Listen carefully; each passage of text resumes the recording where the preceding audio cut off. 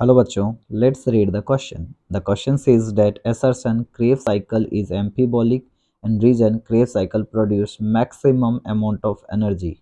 Option A, both assertion and region are true. Region is the correct explanation of A. Option B, both assertion and region are true, but region is not a correct explanation of A.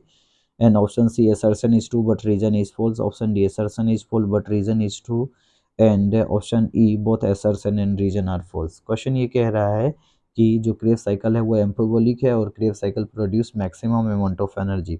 तो सबसे पहले इस question को समझने के लिए की concept की ज़रूरत होगी और जो की कॉन्सेप्ट है वो हमारा है एम्फीबोलिक।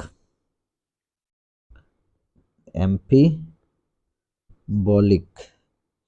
एम्फीबोलिक का मतलब होता है एक ऐसा रिएक्शन जिसमें कैटाबोलिक और एनाबोलिक दोनों हो। तो बोल सकते हैं it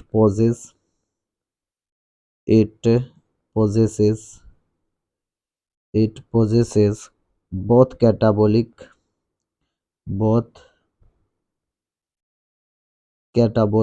and anabolic reactions। Catabolic और एनाबोलिक दोनों टाइप के रिएक्शंस होते हैं।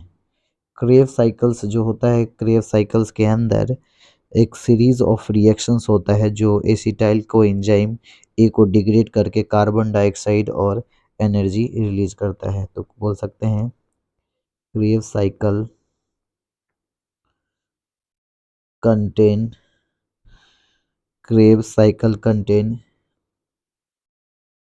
series of reaction that degrade acetyl coenzyme A to yield acetyl coenzyme A to yield carbon dioxide and energy at same times energy releasing these cycles to produce NADPH and FADPH। ये जो है इसमें same time में energy is release during this cycle, जो कुछ कुछ energy release होता है और रिलीज से प्रोड्यूस हो जाता है NADPH और FADH। In aerobic respiration total 38 ATP produce पर ग्लूकोज। तो इसमें क्या होता है, टोटल 38 ATP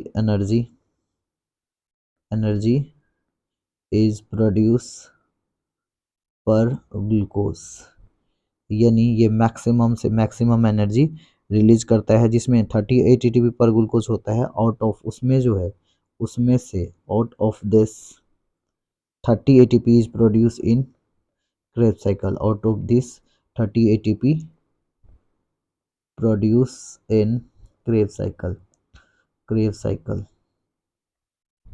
तो 30 ATP इसलिए बोला जाता है कि मैक्सिमम अमाउंट ऑफ एनर्जी किसके अंदर होता है, क्रेब साइकिल के अंदर प्रोड्यूस होता है। तो इसमें एसर्शन एंड रीजन दोनों कैसा है, ट्रू है। और एसर्शन रीजन ट्रू है but reason not gives the correct explanation of A. So our final answer of this question is options number final answer of this questions is option number B. Hope you understood it well. Best of luck.